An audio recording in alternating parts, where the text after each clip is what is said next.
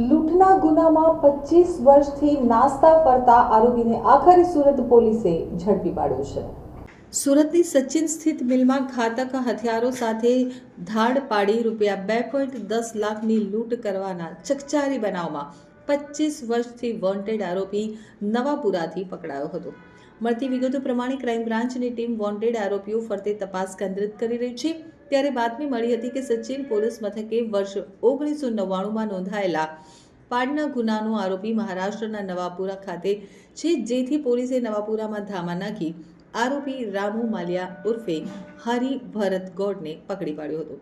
પોલીસના જણાવ્યા પ્રમાણે આરોપી સચિન સ્લમ બોર્ડમાં બોબિન ભરવાની મજૂરી કામ કરતો હતો। તેના સાગરિત સાગર પાલે સચિનની જસ્મિત સિલ્ક મિલમાંથી નોકરી છોડી દીધા બાદ મિલમાં જ લૂંટ કરવાનો કારસો થયો હતો।